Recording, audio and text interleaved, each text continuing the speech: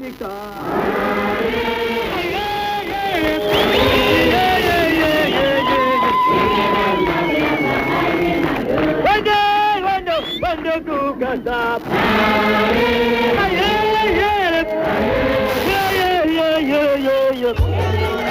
we prepare for hosting of the conference of veterans of the liberation struggle and the subsequent setting up of the structures of this league, I call upon the party across all provinces to facilitate and support the exercise. This is a strategic wing of our colossal party, as our veterans remain the bedrock upon which our country's protracted liberation armed struggle, experiences and revolutionary spirit reside.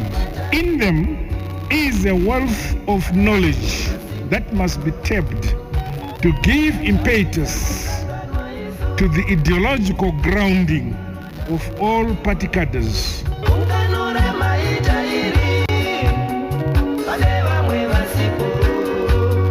Discussed and the broader picture of this league. Now let's look at some of the sister organizations that came through to be part and parcel of this auspicious event. Can you talk to us the significance of having sister organizations from Mozambique coming through all the way? What does it mean for you as a league? First, let's look at Mozambique, what it did. When they were fighting for their own independence, our people were involved. When they got their own independence, they gave us bases in Mozambique. Our guerrillas were based in Mozambique, and Mozambique participated so much during our armed struggle by supporting especially our comrades from the Zanda side. And then they are our heroes. Actually, they are my heroes. The Mozambicans, the Zambians were bases in Zambia. Let's look at Zambia when it comes to SADC countries. Look at Angola. It had two liberation movements, MPLA and UNITA. All of them were based in Zambia. Look at Namibia. SWAPO was based in Zambia. Look at South Africa. ANC based in Zambia. Look at us. Zanda Zebra were based in Zambia. Look at countries like Tanzania that have played that role for the liberation of our country. And then I love the Mozambicans. They are here. At the same time, we've got the ANC is here. We've got Umkhonto weSizwe. We shared bandages with them. We shared bullets with them. We shared the blood with them. If you go to Chinoi,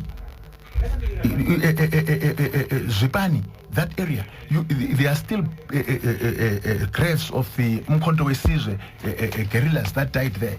Because in the early 70s, the regime Yamalani in South Africa, it moved 2 brigades to patrol the Zambezi, saying they were closing communism on the other side of the Zambezi, and that caused us, in response, to form a joint military command with Umkhonto weSizwe, because it was no sense for them to go and fight in South Africa, leaving the South African forces along the Zambezi.